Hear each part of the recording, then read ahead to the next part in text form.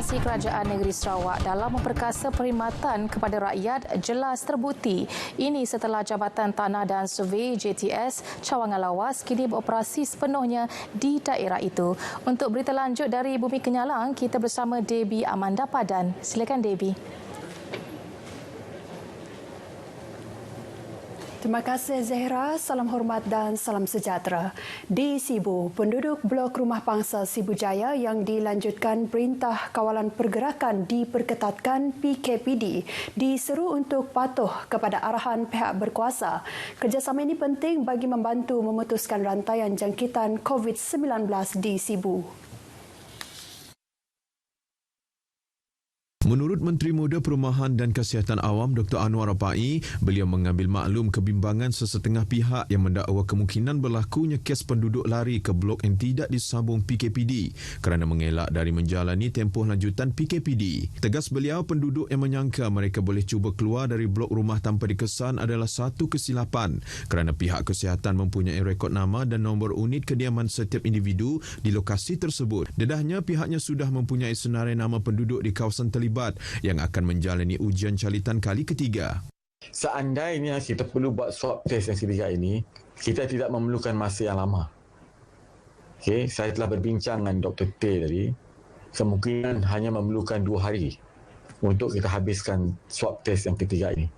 Kalau swab test yang ketiga ini semua negatif, maka tidak ada perlu lagi kita mengenakan PKPD di kawasan Sibu Jaya. Dr. Anwar juga adu nangka berkata demikian dalam sesi live Facebooknya. Semalam, Menteri Kanan Keselamatan Datuk Seri Ismail Sabri Yaakob mengumumkan Perintah Kawalan Pergerakan diperketatkan PKPD di Perumahan Town Villa dan sebahagian blok di Rumah Pangsa Sibu Jaya, Sibu yang akan ditamatkan esok. Bagaimanapun, PKPD bagi blok C, H, J, K, L, N dan R ia akan dilanjutkan bermula Jumaat hingga 11 Mac depan. Rekod di blok yang dilanjutkan PKPD itu mendapati 7 blok berkenaan telah mencatatkan sejumlah 63 kes positif pada pusingan kedua ujian calitan COVID-19 dilaksanakan.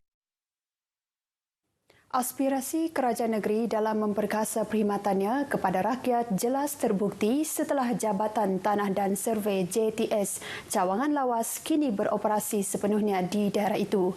Ini memudahkan penduduk Lawas mendapatkan perkhidmatan agensi itu tanpa perlu ke JTS bahagian Limbang bagi urusan berkaitan tanah.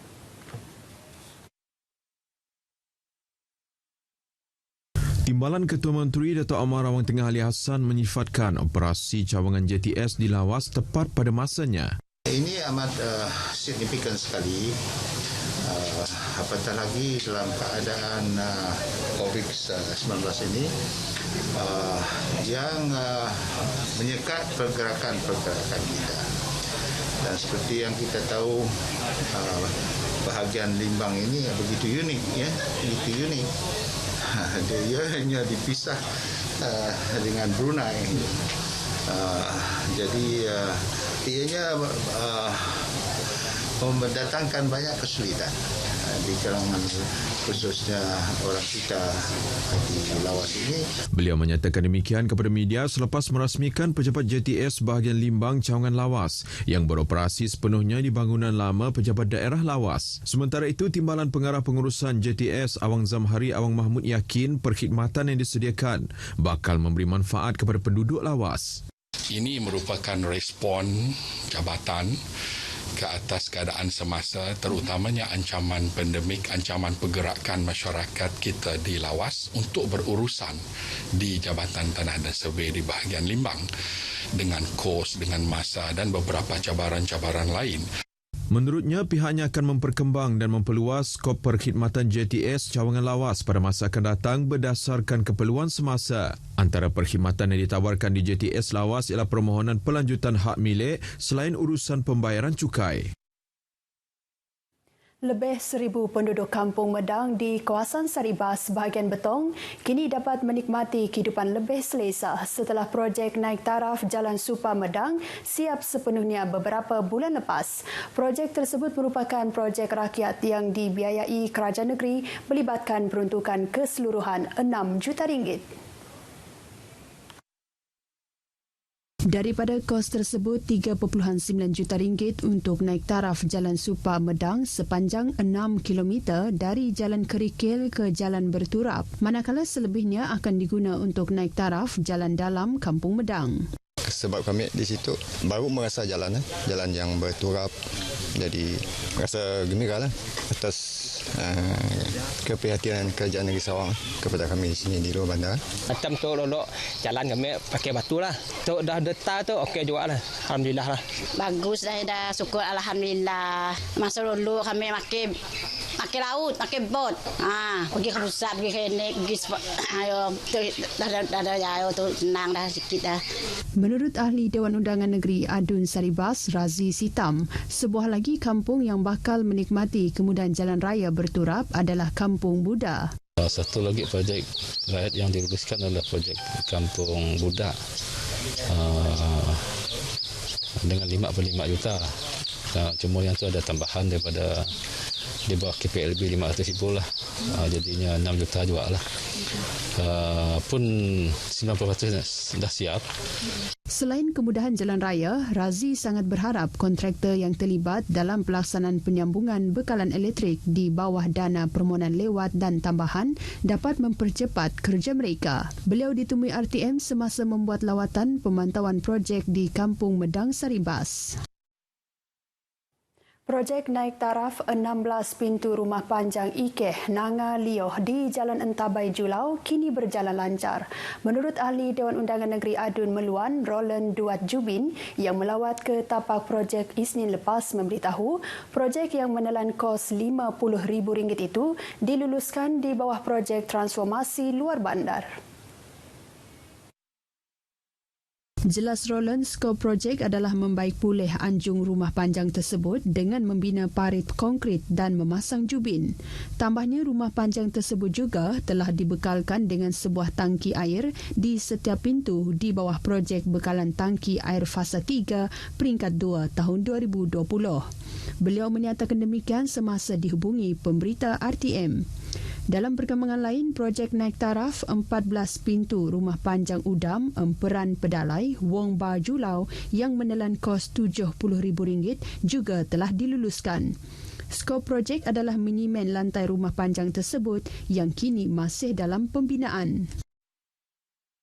Jenayah indeks di Sarawak menunjukkan penurunan bagi tempoh 2 bulan pertama tahun ini dengan penurunan sebanyak 60% berbanding tempoh yang sama tahun lepas. Pesuruhjaya Polis Sarawak, Dato' Aidi Ismail memberitahu bagi tempoh dari 1 Januari sehingga 28 Februari lalu, Sarawak merekodkan hanya 723 kes dilaporkan berbanding 1,766 kes bagi tempoh yang sama tahun lepas. Dato' Aidi Ismail menjelaskan penurunan itu ialah sebanyak 1,043 kes dan penurunan kadar jenayah ini ekoran pelaksanaan Perintah Kawalan Pergerakan PKP atau Perintah Kawalan Pergerakan Bersyarat PKPB yang memberi kesan kepada aktiviti jenayah di negeri ini. Beliau turut memaklumkan jenayah kekerasan seperti samun berkawan tanpa senjata, samun tanpa senjata, rogol dan bunuh didapati menurun sebanyak 52% atau 96 kes direkodkan 2 bulan lepas berbanding 200 kes tahun lepas bagi tempoh yang sama. Tambah beliau, bagi kategori jenayah harta benda, ia juga mencatatkan penurunan sebanyak 60%, iaitu sebanyak 627 kes dari Januari hingga Februari lepas berbanding 1,566 kes bagi tempoh yang sama tahun lepas. Dato' Aidi memberitahu demikian pada sidang media selepas menyaksikan Majlis Serah Terima Tugas Jawatan Ketua Jabatan Siasatan Jenayah Kontijen Sarawak yang berlangsung di Mes Pegawai Ibu Pejabat Polis Kontijen IPK Kuching hari ini. SSC Lucas Anak Akid dilantik sebagai Ketua Jabatan Siasatan Jenayah JSJ yang baru dan jawatan itu sebelum ini dipangku oleh Timbalan Ketua JSJ Risikan Operasi SCP Zulfikar Muhammad Ghazali.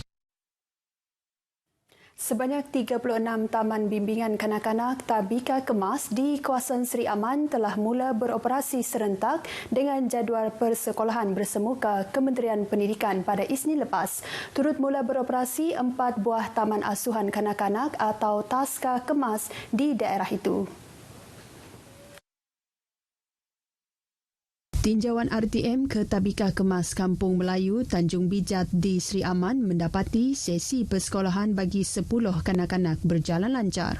Menurut pendidik masyarakat Kemas Siti Suzana Harun, prosedur operasi standard SOP juga dilaksana dengan ketat bagi menjamin keselamatan kanak-kanak terlibat. Sebelum memulakan sesi persekolahan, pihak kami telah meminta ibu bapa untuk mengisi borang akuan, di mana dalam borang akuan tersebut kita isytiharkanlah tahap kesihatan kanak masing-masing. Langkah tersebut bagi menentukan kanak-kanak berkenan sihat untuk hadir ke Tabika dan yang lebih penting, ahli keluarga kanak-kanak berkenaan juga sihat dan tidak mempunyai sebarang gejala atau kontak rapat dengan mana-mana kes COVID-19. Seperti kebiasaan semasa memula sesi persekolahan baharu, ianya sedikit mencabar bagi pendidik masyarakat untuk membiasakan kanak-kanak dengan norma baharu. Apatah lagi, kebanyakan aktiviti harian kanak-kanak hanya tertumpu pada aktiviti secara individu.